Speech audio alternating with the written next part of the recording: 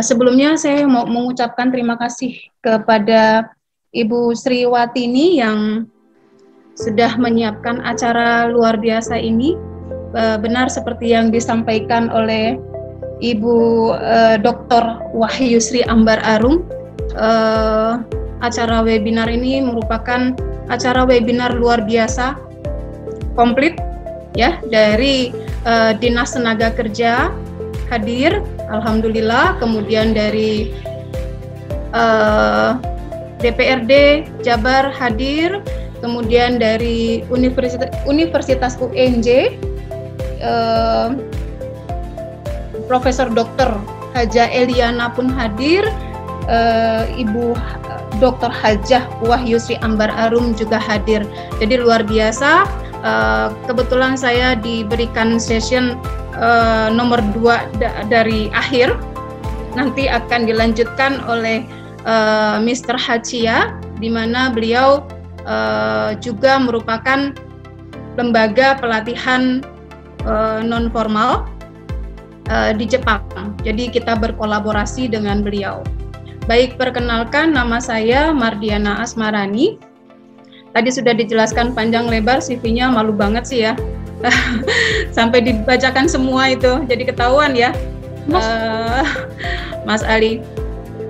Baik, saya di sini benar seperti apa yang disampaikan oleh Mas Ali. Saya sangat concern dengan anak-anak muda saat ini, di mana ketika mereka lulus SMA, ya, terutama SMK, yang diharapkan ketika mereka lulus, mereka bisa mendapatkan pekerjaan di perusahaan, tapi kenyataannya sampai dengan saat ini mereka masih saja sulit untuk mendapatkan pekerjaan.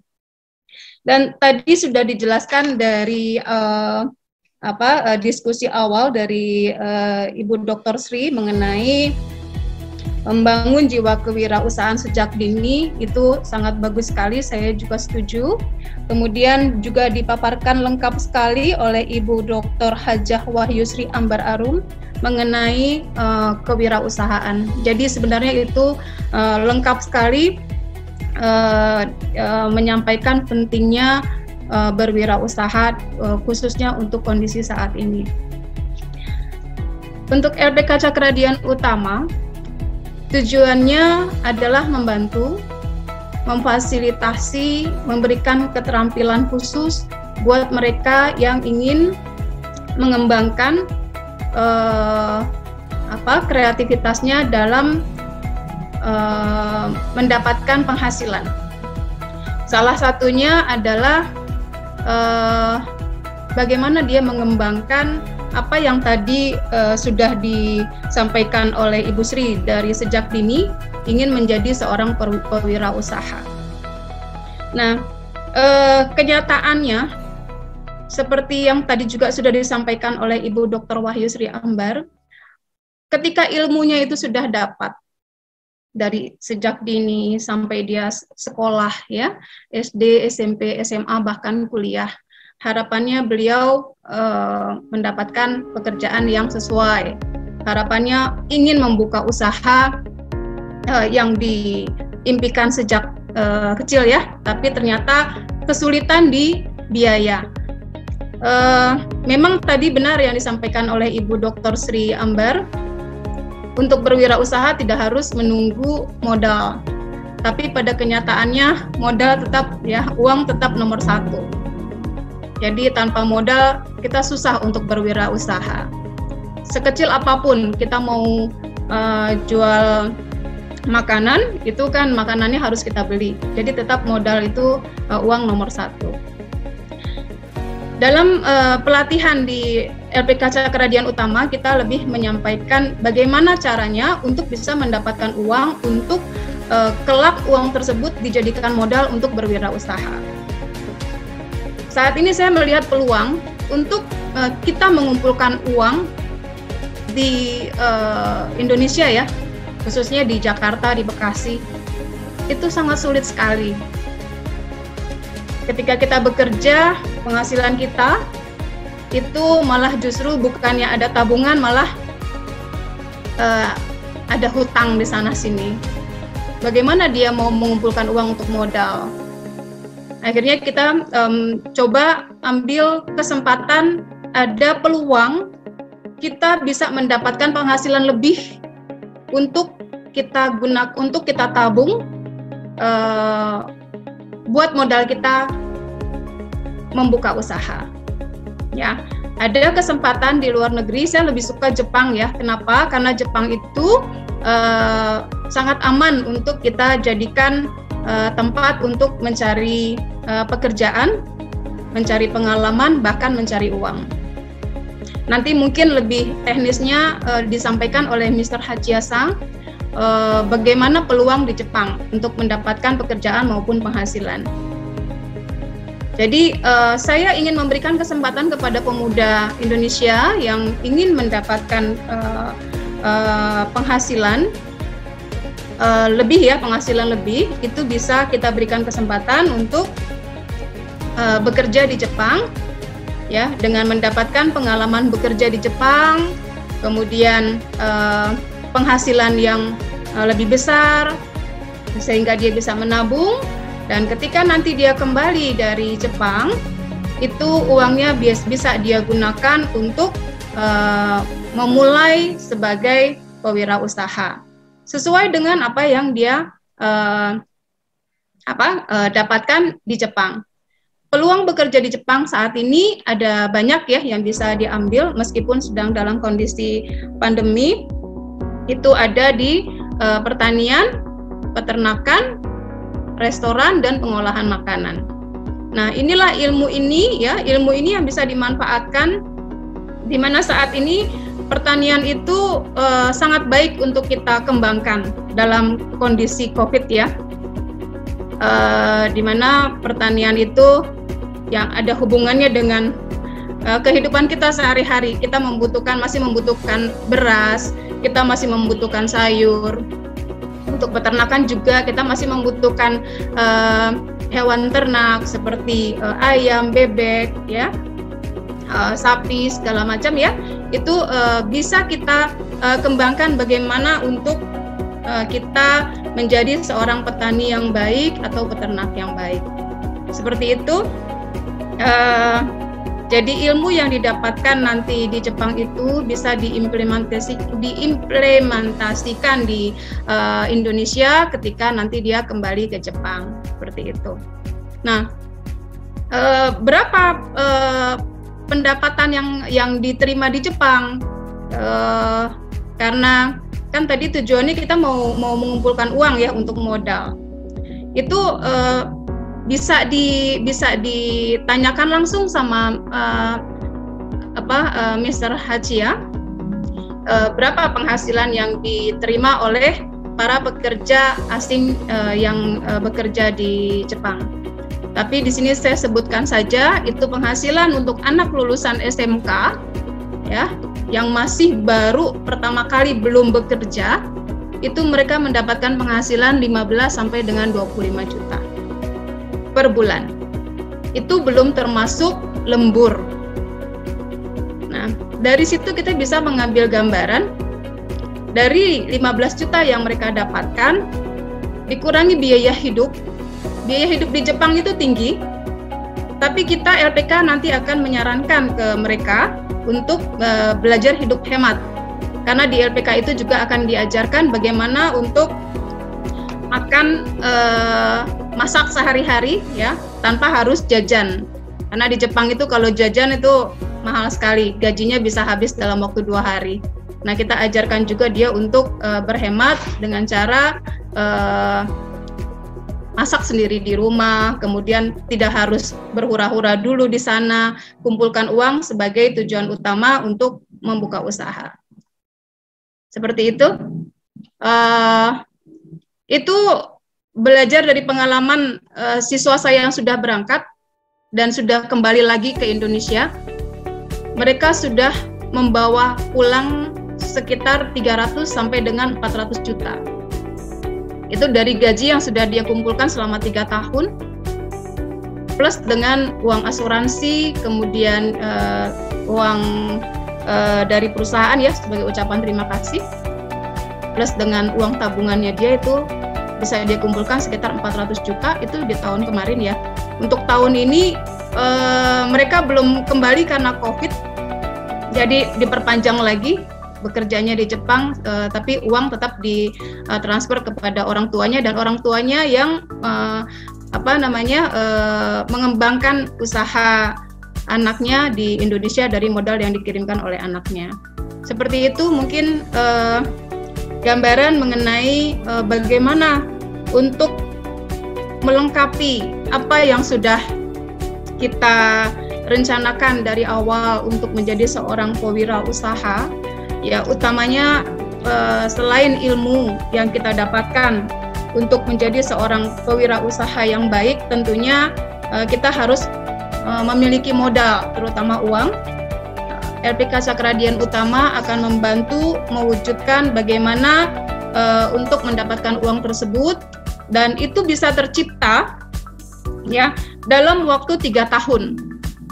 Kalau kita bekerja di Indonesia, mohon maaf karena tadi juga sudah disampaikan ya oleh moderator merangkap MC ya, itu saya kerja dari tahun 1996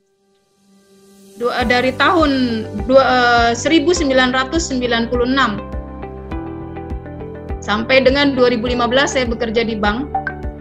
Tidak ada modal untuk saya untuk buka usaha. Kalau boleh dibilang itu sudah berapa tahun ya? Lebih dari 25 tahun.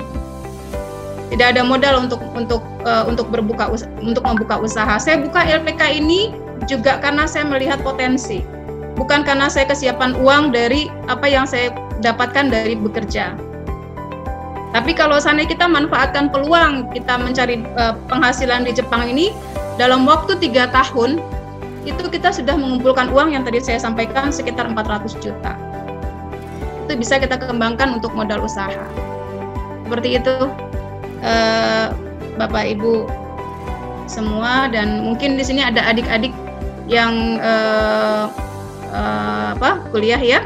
Ada rencana mungkin setelah lulus kuliah mau ikut program ke Jepang, silahkan, nanti bisa dibantu oleh Mr. Hachia. Kebetulan Mr. Hachia juga alhamdulillah bisa hadir mengikuti acara webinar ini untuk meyakinkan peluang yang bisa dimanfaatkan oleh generasi muda untuk mewujudkan sebagai pewirausaha. Mungkin Mas Rino bisa bantu saya di situ. Saya ada kasih PPT-nya Mas. YouTube-nya Mas, bisa tolong dibukain. Berapa sih gaji yang didapatkan oleh para pekerja di Jepang? Sambil nanti kita membuka pertanyaan ya, karena ini sudah mau akhir, jadi santai aja ya, jangan tegang, biar nggak ngantuk. Baik, Bu Dian. Sambil menunggu, saya akan berusaha menyimpulkan dulu ke dalam bahasa Inggris, mungkin ya Bu Dian ya. Jadi LPK Cakradian Utama is aiming to develop creativity in finding income. One of the aims is to improve skills in entrepreneurship. Facts are, as mentioned by previous speakers, everyone wants to work based on their skills and experiences, but there is often a hindrance from funding. Without funding, it is difficult to do entrepreneurship. LPK Cakradian Utama is trying to help students in finding opportunities related to collecting funding. Collecting money in Indonesia is not easy. We often are caught in debts. Ibu Dian likes Japan because it is a safe country to learn and to work. Mr. Hachia will talk more on how to gain money by learning and working in Japan. With experiences working in Japan, we will have more income, which helps to have saving, which can also be used to build an entrepreneurial job. This knowledge can be used. Farming is great to conduct during the pandemic because we still need rice, vegetables, cattle, and so on. How much income will you receive when you work and learn in Japan? It is for high school student graduates about 15 to 20 million. That is without overtime. The cost in Japan is high, but LPK will teach you how to cook without snacking. Learners will gain knowledge on saving money. Based on experience of students, they brought home 300 to 400 million rupiahs from working 3 to 4 years. That is based on information from last year. Students currently are still in Japan because of COVID. They send money to their families, which the families use for building an entrepreneurship empire at home. The most important thing is, besides to gain knowledge about entrepreneurship, we need to collect money, and LPK will help you in this sector. Terima kasih banyak. Silakan ditayangkan untuk videonya yang tadi diminta oleh Ibu Dian.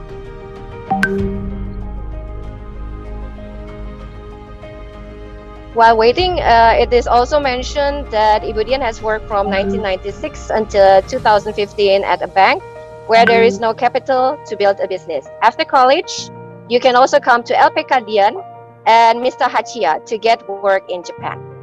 Terima kasih. Mas Lindov, bisa ditayangkan? Linknya nggak bisa. Oh, sudah. Baik. Dari YouTube aja Mas, langsung buka YouTube, kemudian buka judul yang tadi saya sampaikan di PPT. Buka YouTube, kemudian diambil dari judul yang ada di PPT saya. Oke, sebentar. Sambil menunggu, mungkin kita beri kesempatan kepada Pak Hachiya dulu atau bagaimana, Bu Dian? Boleh. Baik, kalau begitu saya akan lanjutkan kepada pembicara keempat kita, yaitu Pak Hachiya, dan beliau dari sini merepresentasikan Jicao ya. Jadi sebentar, silakan Mas Pendi untuk membacakan profil beliau yang tadi sudah disampaikan kepada Mas Pendi. Oh, oke. Jangan lihat video ini. Ye, gajian teman-teman. Harusnya itu saya gajian tanggal 25 Mei. Tapi karena tanggal 23 saya sudah pulang ke Indonesia, maka hari ini saya sudah bisa mendapatkan slip gaji terakhir saya, teman-teman.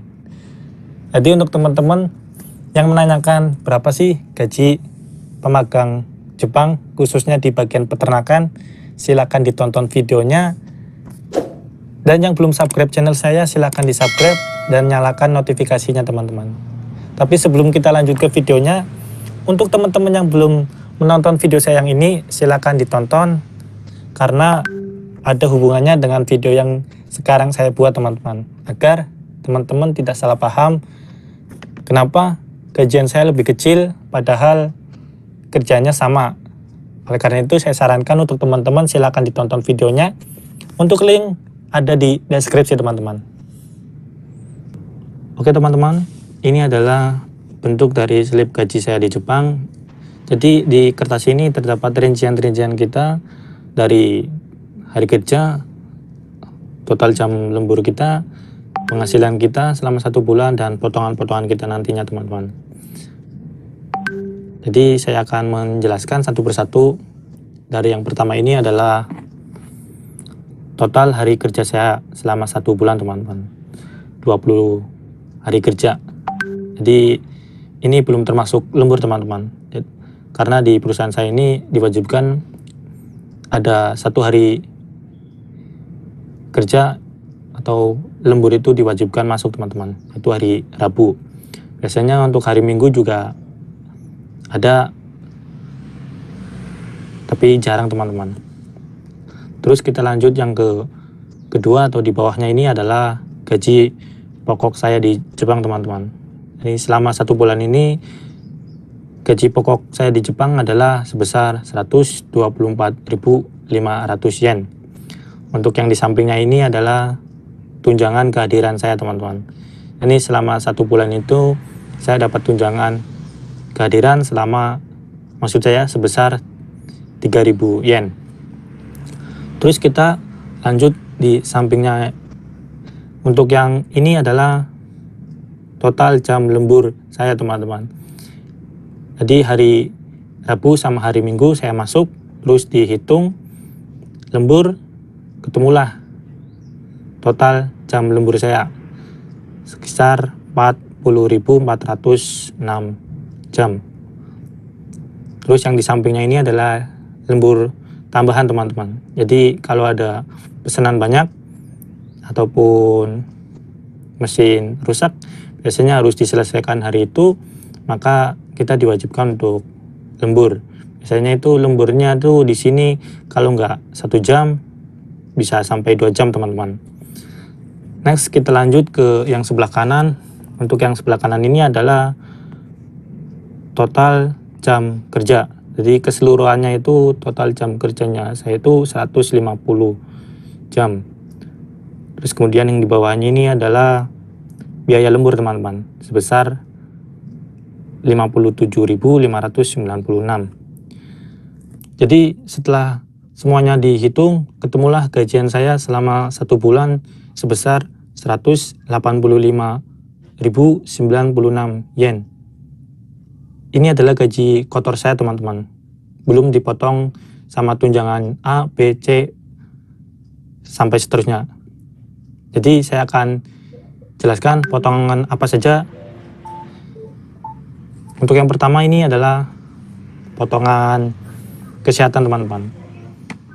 Sebesar 8.738 yen.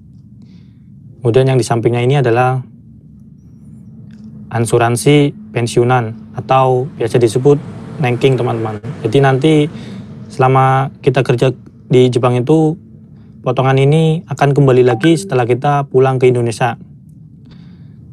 Jadi nggak ada ruginya teman-teman. Kalau di sini potongan kita itu banyak, nantinya setelah kita pulang dari Jepang di Indonesia juga akan mendapatkan uang pensiunan banyak juga teman-teman. Jadi kalau di sini potongannya lebih banyak, syukurin aja, nanti bakalan balik lagi ke kitanya sendiri teman-teman. Next, lanjut di bawahnya ini ada potongan asrama atau tempat tinggal saya sebesar 15.000 yen teman-teman. Dan di sampingnya ini adalah potongan listrik, air, dan gas sebesar 7.000 yen. Terus yang di atasnya ini ada potongan lagi teman-teman. Yang ini adalah potongan pajak penghasilan sebesar 1.720 yen. Terus di sampingnya ini ada biaya asuransi kerja teman-teman sebesar 555 yen. Jadi total potongan semuanya itu 48.568 yen. Kemudian ketemulah gaji bersih saya sebesar 146.528 yen. Jadi inilah gaji bersih saya selama 1 bulan saya kerja di perusahaan ini di bagian peternakan ayam di daerah Tokushima sebesar 13.000, maksud saya sebesar 136.528 yen. Mas Lino, saya rasa cukup ya untuk mempersingkat waktu. Kita lanjutkan karena ini waktu untuk Mr. Hachia tinggal sedikit lagi. Jadi nanti kalau ada yang ingin menanyakan mengenai apa persyaratannya untuk ikut program ini, nanti bisa kita komunikasikan di grup ya, karena kita sudah bikin grup. Intinya untuk program kerja ini adalah memberikan modal keterampilan yang pertama. Setelah kita lulus sekolah, kita kan mau kerja itu kan harus ada pengalaman ya, harus ada pengalaman. Jadi kita berikan pengalaman praktek kerja langsung di Jepang. Kemudian kita juga mendapatkan penghasilan, di mana penghasilan tersebut bisa kita manfaatkan untuk kita tabung sebagai modal kita nanti ketika kita kembali ke Indonesia. Kalau memang tujuan kita membuka usaha, dengan uang tersebut kita bisa jadikan modal untuk modal usaha. Kalaupun seandainya memang kita mau bekerja di perusahaan yang ada di Indonesia, perusahaan Jepang, itu pun juga akan diterima dengan sangat mudah karena kita adalah pekerja yang sudah memiliki pengalaman bekerja langsung di Jepang. Seperti itu.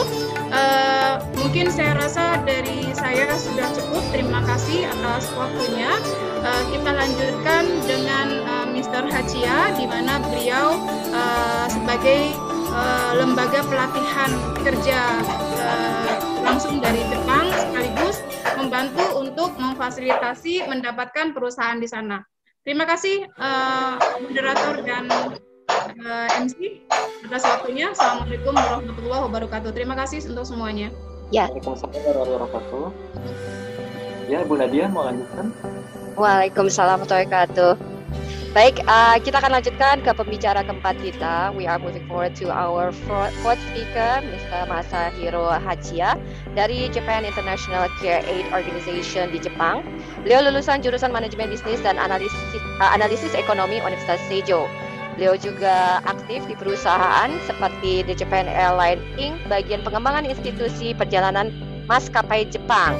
Juga sebagai bagian dari pengembang Hotel Resort Okinawa Okuma Nikko, Hotel Nikko Guam, dan berbagai jenis bentuk perencanaan sistem teknik. Prestasi yang pernah diraih adalah profesional pemasaran terbaik dalam industri perusahaan medis. Beliau hadir sebagai konsultan di konstruksi Kajima General Constructions, di mana ia mengembangkan bisnis-bisnis baru. Termasuk juga di Komisi Energi Atomik Perancis bidang pemerintah, pemilik Pixel Inc. yang mengembangkan teknologi informasi kesehatan, dan juga direktur organisasi non-profit Japan International Care Aid Organization Inc. yang meliputi dukungan bagi pekerja asing, yang meliputi pelatihan dan tutorial agar bisa bekerja dan mengikuti pelatihan dengan baik di Jepang.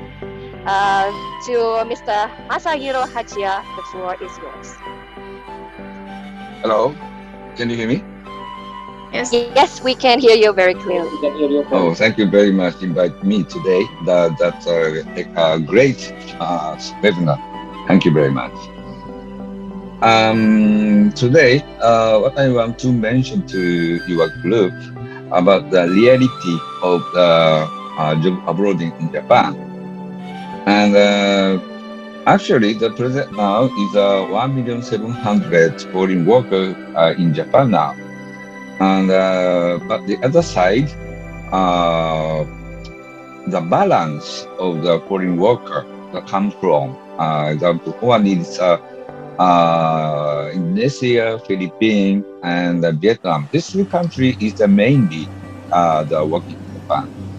And but the other side is recently there is so many Vietnam people working in Japan.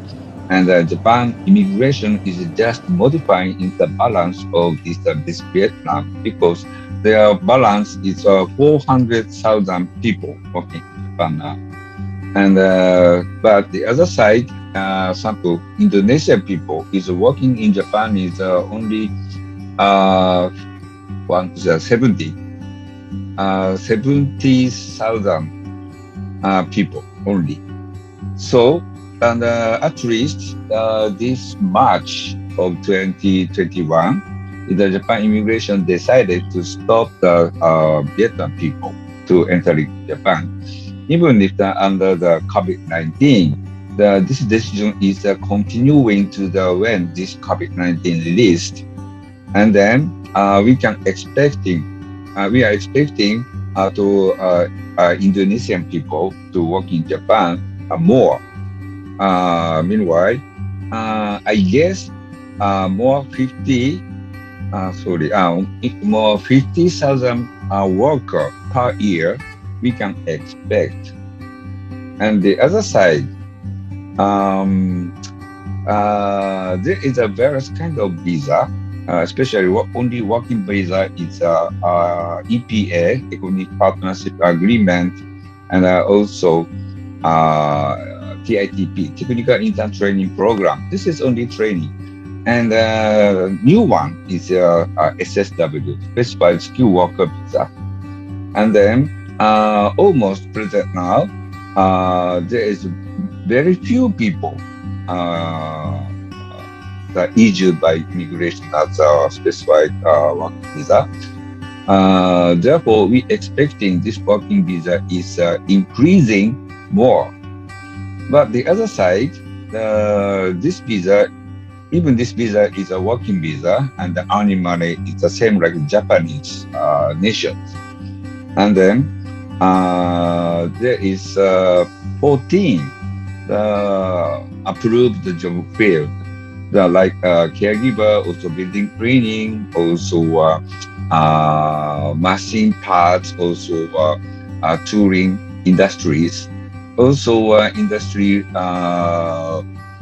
mechanic industry, also electric, also construction and shipbuilding and car maintenance, also airport business. and hotel, and agriculture, and fisher, also food manufacturing and restaurant.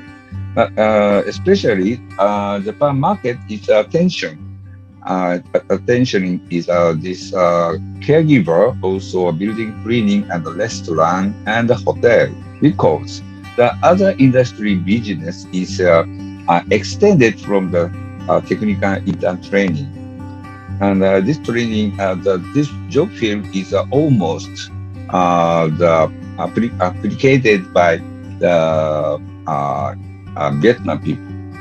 So that if they finish this training visa, they extend to SSW. So Japan company will not expecting to more people from the country. So in my case, it's just focusing this job field is caregiving, building, cleaning in restaurant, also a hotel. Additional is car maintenance too. So how can we invite the Indonesian people to Japan? Is mainly using its SSW visa, this working visa. But the other side, there is a market in Japan is cost, about the cost matter. The cost matter is almost the spend on $4,000. Yes, this is the cost of this inviting the foreign worker in Japan, basically. But who will pay this amount? That is the point. Basically, I researched the country, that is Philippines, Indonesia, Cambodia, and Nepal. And almost only one country, Philippines, is no need to pay the worker when they apply to Japan. But other country is almost the case, is applicants must shoulder this amount. I think that is very hard for them. Also, if we can make this more decrease this cost to pay by the Indonesian people, I think there is many people want to work in Japan more. Yeah. So I want to discuss about also to have the action in Indonesia, how to invite the Filipino Indonesian people to Japan and make them a good job. Good job means why is a income amount. Yeah, because there is a minimum wage of this salary in Japan. Yeah, of course, it's Tokyo is a very expensive, and local is less than amount. But the other side, last time I saw the video, the Indonesian people in Japan. He showed us these salary details. I think if they have the more good skills and the more good company recruiting employment, is I think that the salary is more 10,000 dollars increase per month, I think.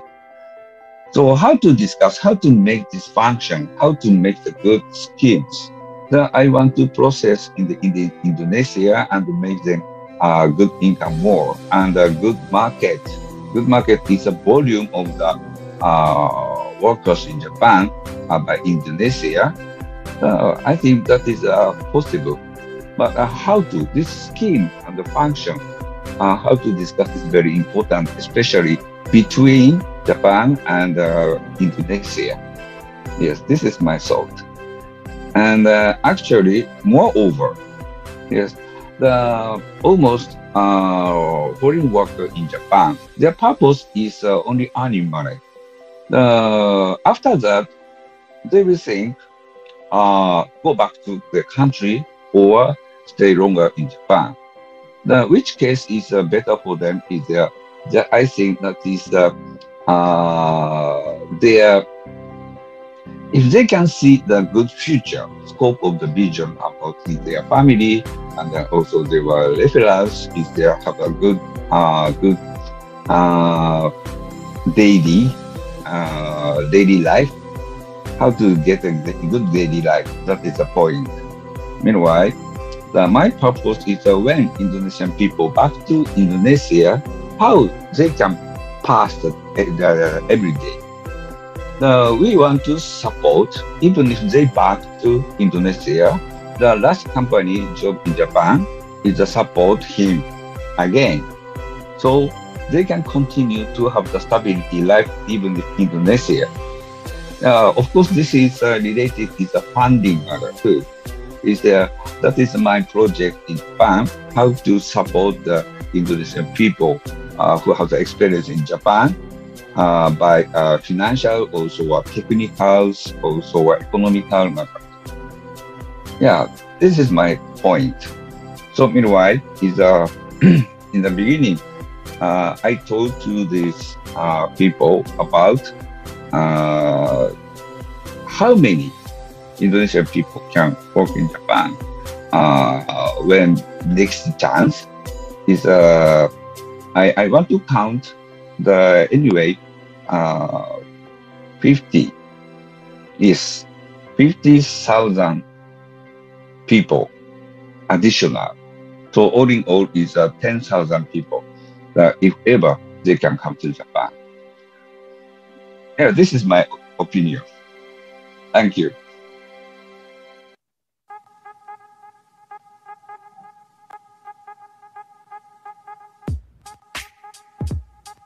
Halo, Mbak Nadia, mungkin bisa dilanjut, Mas Ali.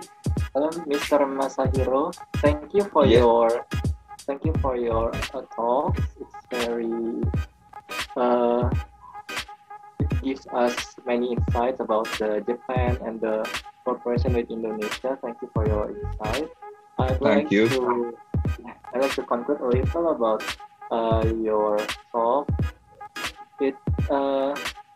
Mr. Masahiro just talked about market in Japan and then how to live in Tokyo and then how to use the good skills to work in Japan and the cooperation between Indonesia and Japan. Mm-hmm. Thank you for your talk. And then I'd like to invite Bu Nadia again. Halo Bu Nadia. Baik, saya akan coba sedikit menyimpulkan apa yang sudah disampaikan oleh Pak Masahiro. Jadi mohon maaf saya ada banyak kendala teknis, tetapi yang saya sudah dapatkan dari pembicaraan tadi adalah bahwa beliau ingin menyampaikan realitas di Jepang ada 1.700.000 pekerja asing, belakangan paling banyak dari Vietnam. Karena jumlah dari Vietnam terlalu banyak, maka saat ini penerimaan tenaga kerja dari Vietnam dihentikan, tetapi berbeda halnya dari Indonesia. Saat ini pekerja Indonesia di Jepang ada sekitar 70.000 orang dan diekspektasikan lebih banyak lagi orang Indonesia yang bisa datang ke Jepang. Nanti dari pihak Pak Masahiro akan membantu dari segi pelatihan, selain juga LPK Dian Cakra, dan sektor-sektor yang menjadi bagian vital di Jepang adalah antara lain di bidang teknik, pariwisata, agrikultur, perikanan, makanan, dan restoran. Nanti akan dijelaskan bagaimana mendapatkan pekerjaan yang baik dengan pendapatan yang baik, kemudian juga bagaimana bisa memiliki masa depan yang baik untuk keluarga, termasuk dalam menjalani keseharian yang baik di Jepang. Jadi kurang lebih seperti itu yang sudah disampaikan.